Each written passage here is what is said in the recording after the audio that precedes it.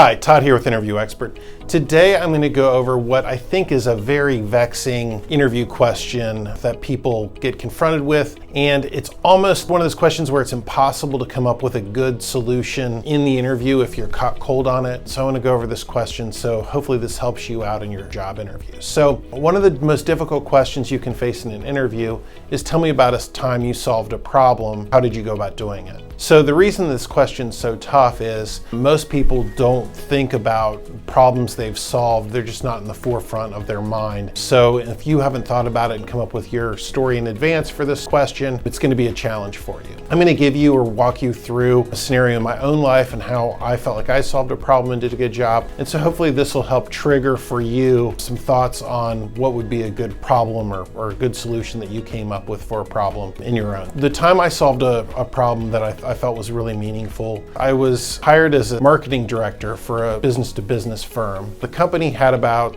6 salespeople, and the sales were relatively flat for the last couple of years. So for me, my process, or what I was going to have to go through, was figure out how I'm going to be able to jumpstart the growth in this company. You know, business-to-business sales is highly dependent upon your sales force. You have to have literature and things like that, and you can send out emails, but really when it comes down to is your sales force, how well they're trained and how well they're motivated, and overall how well they perform. So me, I knew this, but I had not been in this role before. So the first thing I wanted to do was benchmark. So what I did was, I know you can solve problems through numbers, especially in business, but if you don't know your numbers, this is very challenging to do. So the first thing I did was I said, okay, well, I need to know how many dials each of the salespeople are making a day. That's how many attempts they're making to call somebody. Then I need to know how often those people are connecting with someone on the other end of the phone from their leads.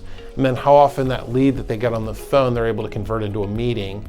And then when they go to that meeting, how often they're able to convert that meeting into an actual sale. So I began tracking those numbers, a couple weeks into the job. And after about 3 or 4 months, I was able to put together enough data where I was able to kind of crunch through the numbers and then identify, my top performers. So Joe was my top person at making dials, and he would make 400 plus dials a week. Then I had Peggy, who was very good when she got somebody on the phone. She would talk people routinely into meeting with her.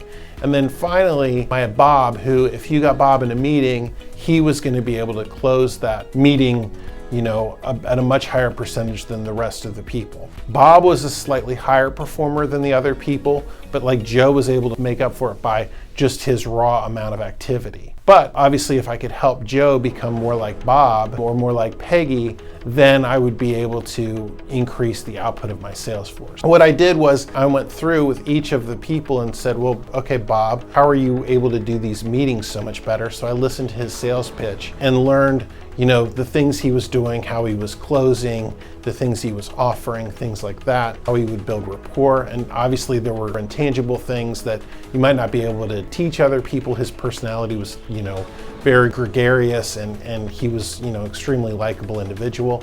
Then I backtracked to Peggy. What was she saying on her call? How would she entice people to make this meeting?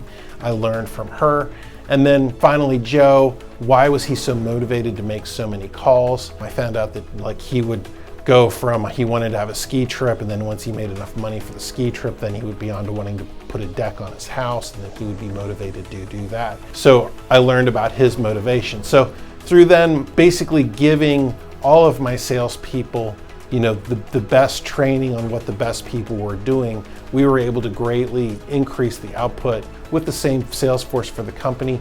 We went from being stagnant to growing the company a little better than 20% per year. And obviously the company was very pleased with my performance to be able to start changing the trajectory of the company after only being there, 6 months or so. So that's a story for how I solved a problem. Hopefully this helps you kind of construct and put the pieces together. Now, obviously, in the interview, if I'm asked any questions or follow-up questions about how I did, I'd have to be able to handle those questions. But since it's a real-life experience, it's not that hard to do so.